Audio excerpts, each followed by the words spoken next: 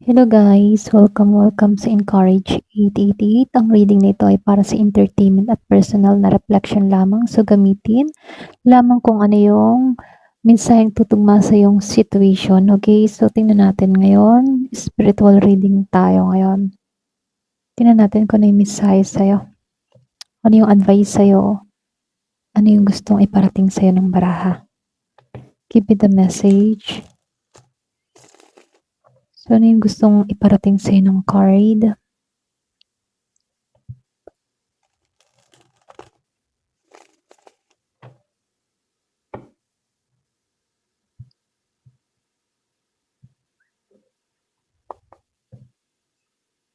Meron kang the Fool, Ace of Wands reverse, Nine of Wands.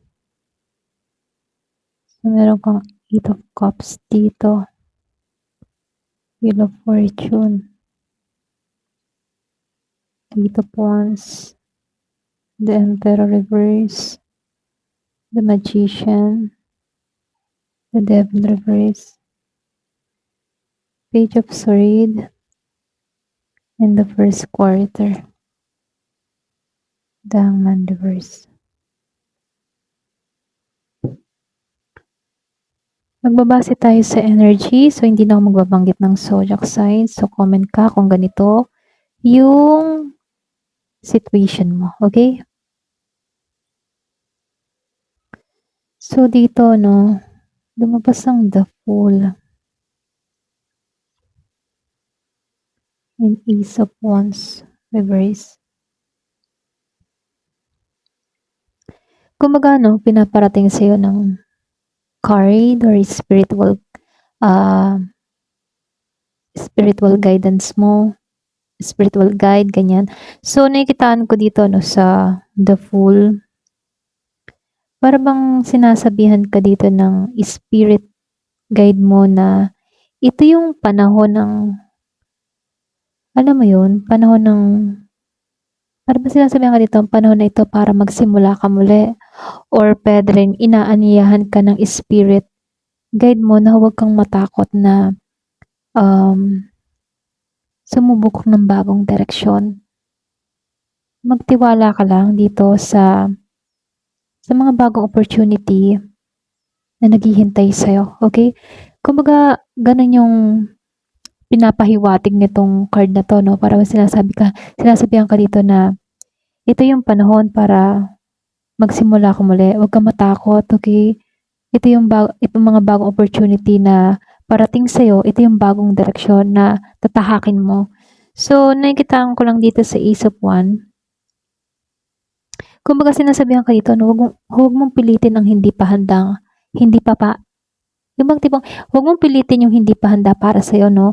So, maaaring yung iba sa inyo, no, para bang pakaramdam mo lahat ng inaasam-asam mo or gusto mo, bakit ang tagal? Ganun, no? Para bang andun ka sa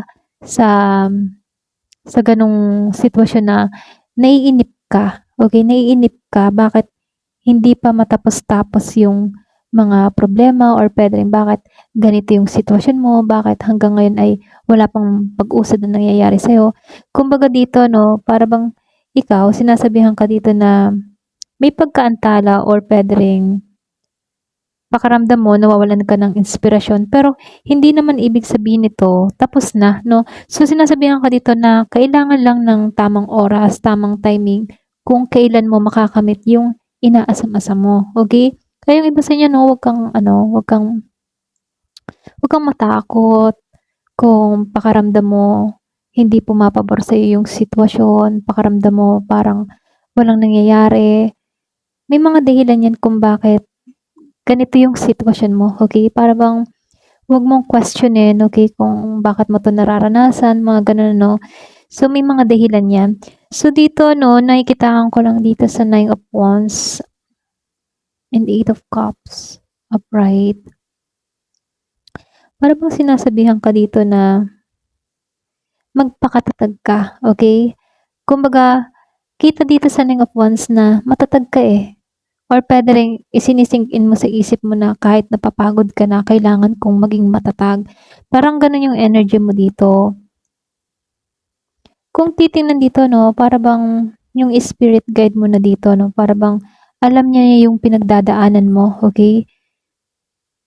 Konting tibay pa dahil malapit ka ng matapos sa mahirap na yugto. Kumbaga yun yung sinasabi sa'yo rito, konting konting ano, konting tiis, gano'n. Konting tiis, matatapos ka rin sa mga pagsubok mo, sa mahirap na nararanasan mo, makakaraos ka din. So, dito sa Eight of Cups, ano, para bang sinasabihan ka dito na bitawan mo yung mga hindi nagpapasaya sa'yo. Okay? Bitawan mo yung mga taong hindi nakakatulong sa'yo, yung kumukuha ng oras mo. Kumbaga, lumayo ka sa isang sitwasyon or tao or pwedeng paniniwalang hindi nakakatulong sa'yo. Ganon. Para bang sinasabihan ka ng ganito.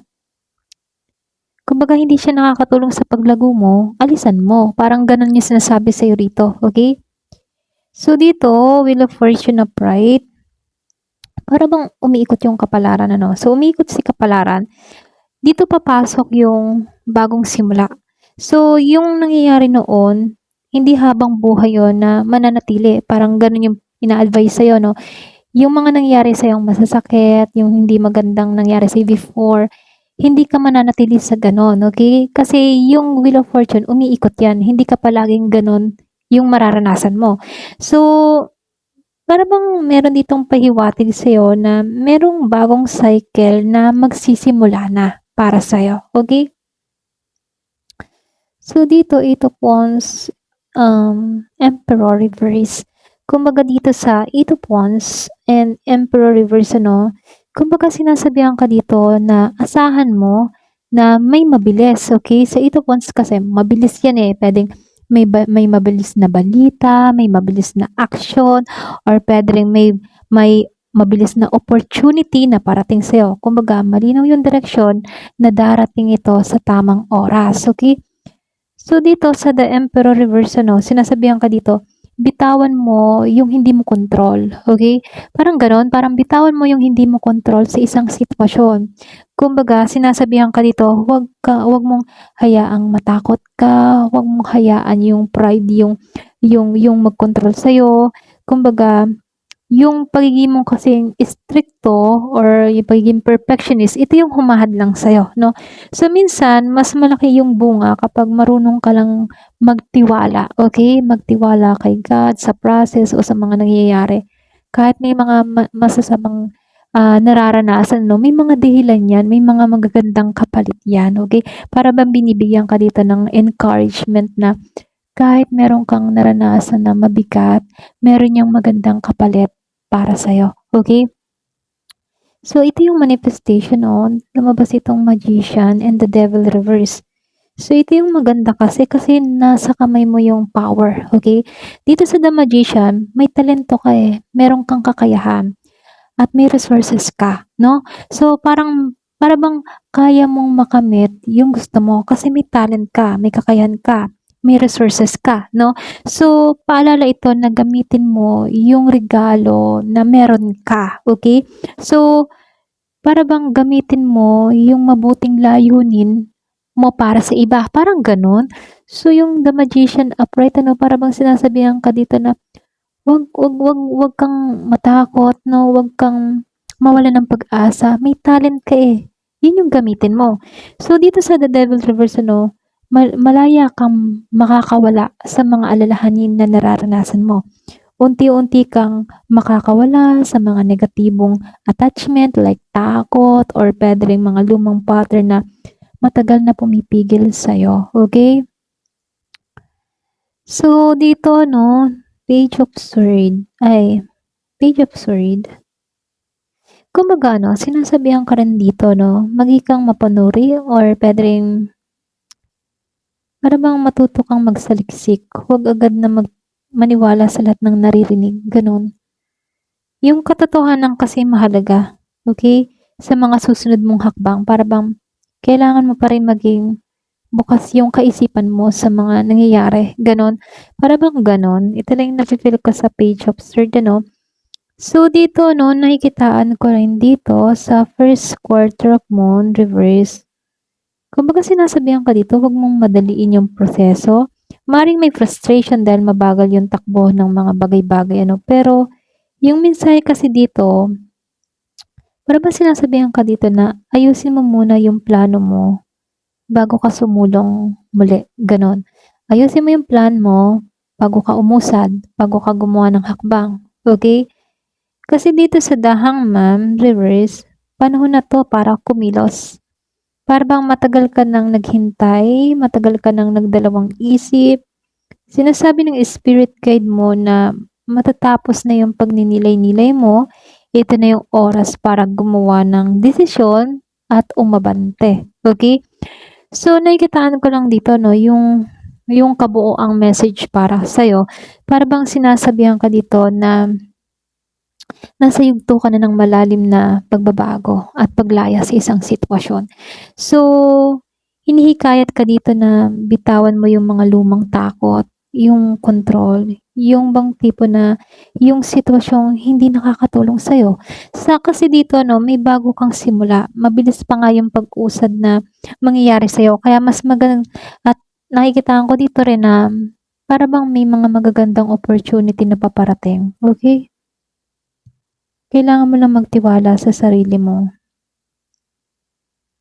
At kumilos ka ha kapag dumating yung tamang pagkakataon, yung mga opportunity biglaan or puwedeng merong biglaang alok, merong biglaang mensahe. So, i-grab mo, okey? Pero dito sinasabihan ka din dito, tanggalan mo na yung mga lumang pattern, kumbaga magtiwala ka sa journey na paparating. Yun, ito lang yung nakikita ko kasi meron kang panibagong yugto, eh. So, tingnan natin yung advice ano, kasi ito, ano ba yung advice para sa'yo? Kumbaga spirit advice, practice self-love, meron ka dito, focus on your growth, priority inner peace, find balance in masculine energy, integration, harmony, and balance. So, kukuha lang ako dito ng dalawa. The ship, the fox, and the house. So, dito, no, practice self-love, self-care, self-respect, self-worth, and boundaries.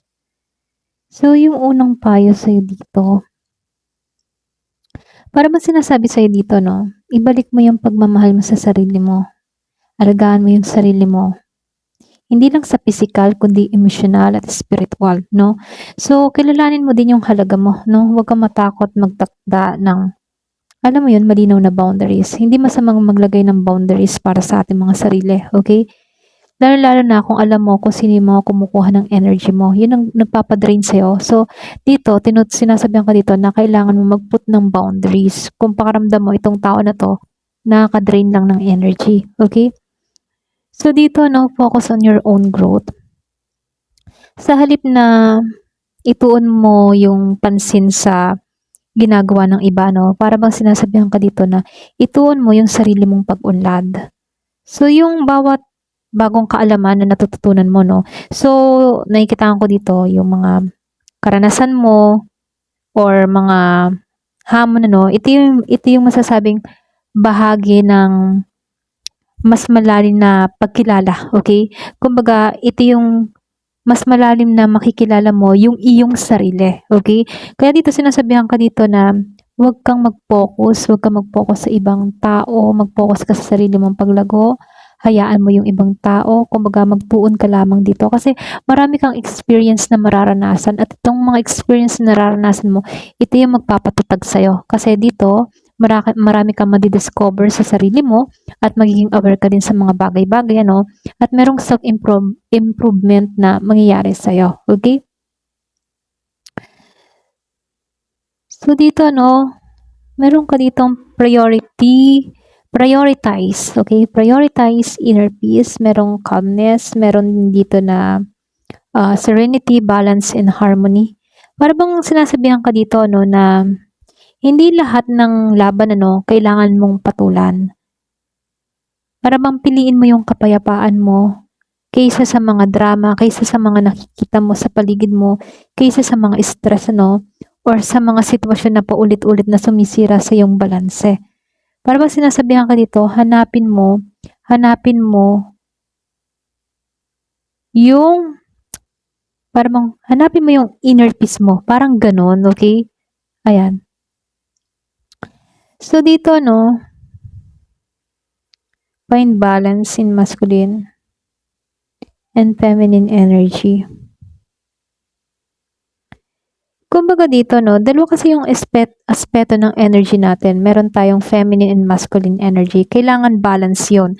So, dito, pinapaalahanan ka na balansehin yung dalawang aspeto ng iyong energy.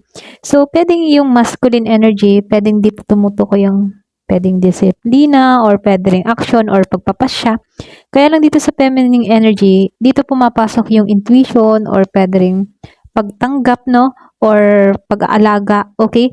Pero dito, kapag balanse kasi itong dalawa, mas nagiging malinaw yung direction mo, okay? Kaya dito, kailangan mo matutunan yung balance na energy dito, okay? So, may integration, harmony, balance, and wholeness. So, nakikitaan ko lang din dito, no? Dito sa the ship. Kumbaga, pwedeng iba sa inyo, may paglalakbay kang gagawin eh. Or pwedeng malaking pagbabago to.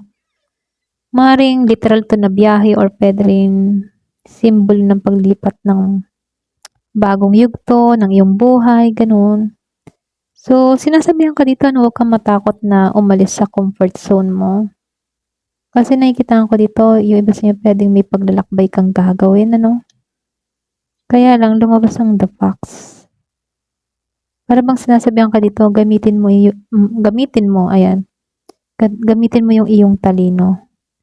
Hindi kasi lahat ng tao pare-pareho yung intensyon. Magtiwala kasi yung intuition. Huwag ka basta-basta magpapaloko. So, sa the house,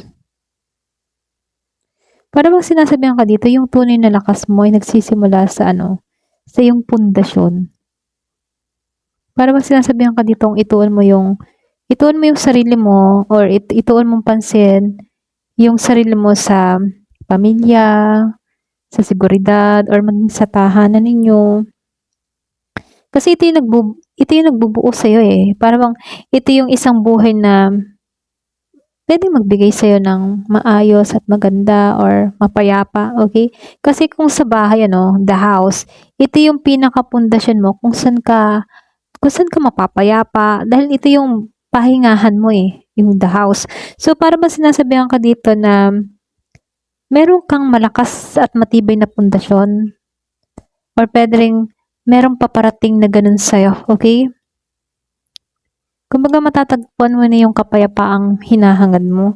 So, nakikitaan ko lang dito, para bang sinasabihan sa'yo ng spirit guide mo na unahin mo yung sarili mong paghilom at yung paglago mo. Ganon. Habang tinatahak mo kasi yung mga panibagong experience, panibagong landas, mas magiging kang matalino sa pagpili ng taong papapasukin mo sa buhay mo, okay? Kasi marami ka nang natutunan eh, marami ka nang na-experience sa buhay. Kapag kasi nagiging matatag yung pundasyon mo, mas nahanapan mo ng kapayapaan yung puso mo, no? So, dito, mas madali mong maabot yung mga hinahangad mo, yung mga pinapangarap mo, or yung mga biyayang talagang nakalaan sa'yo, okay? Kaya dito, maging kang mapanuri, kasi hindi naman halos lahat ng tao ay tulad mong mabuti. Ayan. Ito lang nakikita ko. Ayan. Hanggang dito na lamang po. Thank you for watching. Love and peace.